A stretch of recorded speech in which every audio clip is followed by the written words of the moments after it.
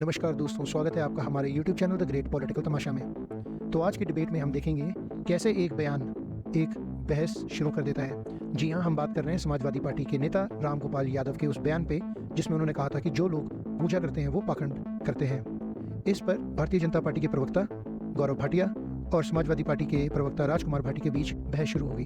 तो दोस्तों, डिबेट बहुत ही इंटरेस्टिंग होने वाला है। आप सबसे अनुरोध है इसे अंत तक जरूर देखें, और अगर आप हमारे चैनल पे नए हैं या आपने अभी तक हमारा चैनल सब्सक्राइब नहीं किया है तो इसे सब्सक्राइब करना ना भूलें। तो आइए वीडियो शुरू करते हैं। अंजनी कुमार शर्मा का इंदौर से सवाल है, राम जी की पूजा आराधना पाखंड है लेकिन इफ्तार पार्टी में जाना गंगा जमुनी तहजीब है, ये कैसा लॉजिक है भाटी जी? मैंने कब कहा कि पाखंड है? राम गोपाल यादव आप ही के नेता हैं राम ना? गोपाल यादव जी ने ये नहीं कहा कि ये पाखंड है पूजा करना। उन्होंने कहा मैं पूजा नहीं करता। ऐसे बहुत लोग हैं भारत में। तो उन्होंने ये कहा कि मैं पूजा नहीं करता, मैं ये पाखंड नहीं करता, जो करते हैं वो पाखंडी है। जो करते हैं वो पाखंडी है। कबीर ने कहा कि पत्थर पूजे हरि मिले तो मैं पूजूं पहाड़, याते तो चाकी भली पीस खाए संसार। तो कबीर को रिजेक्ट कर देंगे आप? कबीर महान विचारक थे, महान संत थे। कबीर साहब का तो ध्यान देंगे। ये लगातार बोलने की क्या बीमारी है ना? जब दूसरा आदमी बोलता है तो उसकी बात कहने देनी चाहिए।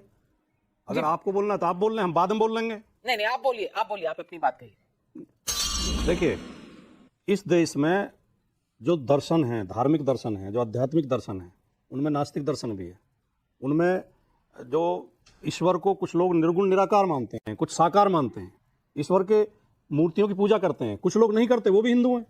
कभी उन्हें अपमानित नहीं किया गया, कभी उन्हें रिजेक्ट नहीं किया गया, कभी उनके प्रति अपशब्द नहीं कहे गए। ये एक नया दौर है आज भारत में अध्यात्म का और धर्म का। धर्म की ठेकेदारी ऐसे टटपूंजियों ने ले ली है, जो गली नुक्कड़ के जो उचक्की टाइप लोग होते हैं नहीं, वो हमारे धर्म की ठेकेदारी ले रहे हैं।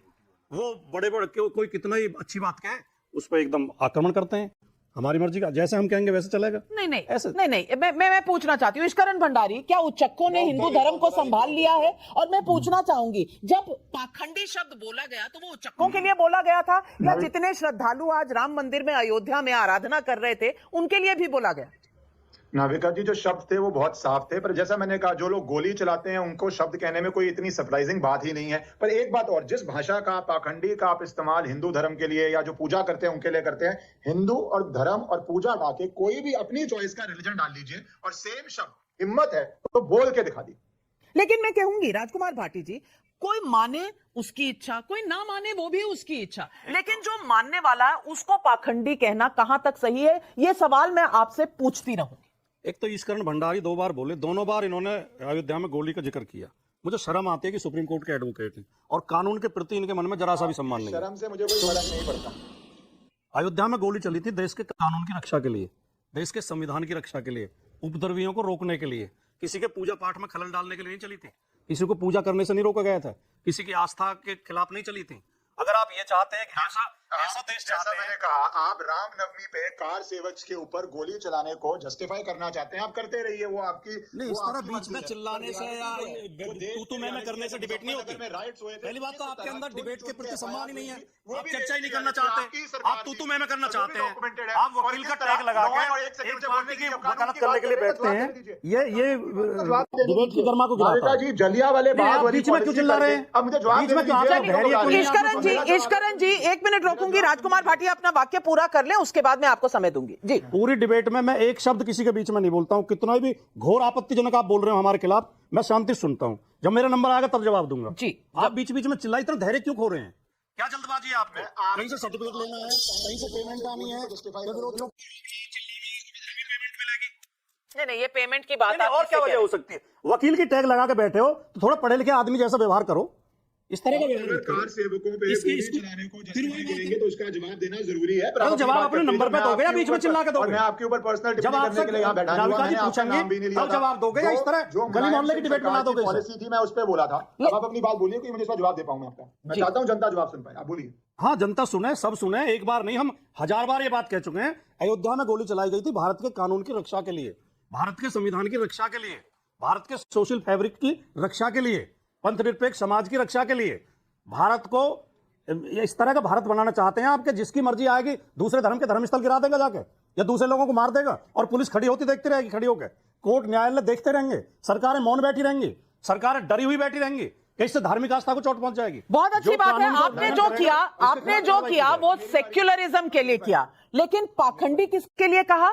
जो लोग प्रभु राम में विश्वास करें, नाविका जी, वो मेरा जवाब पाखंडी, दे दीजिए। ये आपका सूडो सेक्युलरिज्म सामने आ गया। इश्करण भंडारी, ये बात सुन के मुझे जलियांवाला बाग याद आ गया। वो अंग्रेजों की भी यही जस्टिफिकेशन थी कि लॉ एंड ऑर्डर मेंटेन करने के लिए हमें जलियांवाले बाग में भूनना पड़ा भारतीयों को। आपको पता है कानून को अगर कंट्रोल करने के लिए पुलिस किस तरह काम करती है, पुलिस के क्या मैनुअल्स कहते हैं और किस तरह आप सीधा फायरिंग कर देते हैं। वाटर कैनन्स होते हैं, घेराव होता है, रोक सकते हैं, 100 प्रोसीजर है पुलिस के पास रोकने के लिए। पर आपको उचित लगा कि ये ऑर्डर किया जाए कि कार सेवकों के ऊपर गोलियां चलाई जाए, क्योंकि शायद तभी आपके वोट बैंक को सेटिस्फैक्शन मिलती। और जो आप बचाव कर रहे हैं वो जलियांवाला बाग से चलता हुआ जवाब आ रहा है, उसमें कोई नई बात नहीं है। क्योंकि आप अगर भूनेंगे गोलियों से, उसको भी आप कहेंगे कि हम ये नहीं करते तो ये हो जाता। नहीं, श्रृंगार गौरी, माता श्रृंगार गौरी के मंदिर में जब पूजा याचना बंद करी गई थी, वो भी शायद सेक्युलरिज्म की आड़ में देश का सोशल फैब्रिक बचाने के लिए की गई थी। और रुचि वीरा जी क्या कह रही हैं, रुचि वीरा जी जो कह रही हैं वो भी जरूर सुनिएगा, मुझे बताइएगा ये कितना सेक्युलर है।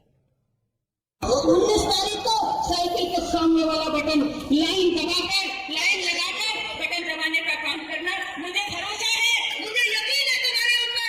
अरे तुम वो काम हो, तुम वो लोग हो जो भूखे पेट रहकर, जो फाके से रहकर पेटों पे पत्थर मार के जिहाद करने का काम करते हो। 19 तारीख को साइकिल के सामने वाला बटन लाइन। राजकुमार भाटी, सेक्युलर भाषण मुरादाबाद में कौन से शब्द पर आपत्ति है आपको? इसमें तो कुछ भी अच्छा खराब नहीं। बहुत जिहाद सही है। जिहाद शब्द का आप अर्थ समझती हैं? बहुत वरिष्ठ पत्रकार हैं आप, बहुत सीनियर हैं।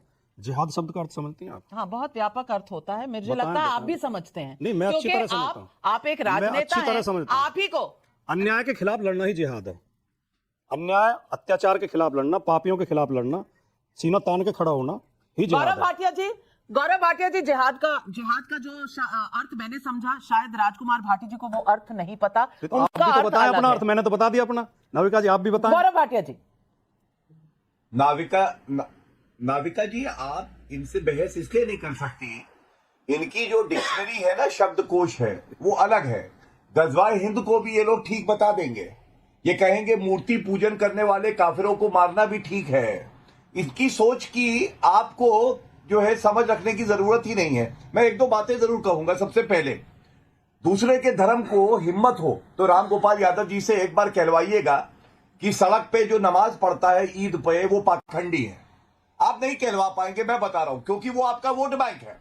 और हिंदुओं को, और सुनिएगा नाविका जी ध्यान से, कांग्रेस ने कहा हिंदू आतंकवाद का आविष्कार हुआ, उनके लिए आतंकवादी हो गया। समाजवादी पार्टी के लिए पाखंडी हो गया, और टीएमसी के लिए दंगाई हो गया। लेकिन हिंदू वो है जो बहुसंख्यक होकर भी कहता है संविधान में कि हम पंथ निरपेक्ष देश देते हैं, क्योंकि हम मुसलमान, सिख, ईसाई, जैन, बौद्ध सबसे प्यार करते हैं। ऐसा सहिष्णु धर्म आपको पूरे विश्व में नहीं मिलेगा। दूसरी बात इन्होंने जो कही, लॉ एंड ऑर्डर पे गोली चलाई। मैं पूछना चाहता हूं, लॉ एंड ऑर्डर मुजफ्फरनगर दंगे हो रहे थे और जो अभियुक्त थे वो चार्टर प्लेन से अखिलेश यादव से मिल रहे थे, तब लॉ एंड ऑर्डर कहां गया था? और 27 साल बाद यही सवाल पब्लिक पूछ रही है। अजीत पुरोहित का जबलपुर से सवाल है, राम मंदिर के खिलाफ बहस करके विपक्ष बीजेपी को क्रेडिट क्यों दे रहा है? पुष्पक जोशी का इंदौर से सवाल है, रामगोपाल यादव ने राम में आस्था रखने वाले करोड़ों लोगों को पाखंडी बताकर उनकी भावना आहत की है, तो समाजवादी पार्टी के प्रवक्ता क्षमा मांगकर सुधार क्यों नहीं कर लेते? रतन गुप्ता का जमालपुर बिहार से सवाल है, राहुल गांधी बीजेपी को 150 सीट दे रहे हैं, प्रियंका 180 दे रही है, लेकिन बीजेपी के लोग कांग्रेस को 50 सीट भी देने को तैयार नहीं है। किसके दावे में कितना दम है भाई? अभी तो कांग्रेस भी नहीं कह रही उनको कितनी सीटें आ रही हैं। सवाल सिर्फ इतना है कि हर वक्त उंगली दूसरी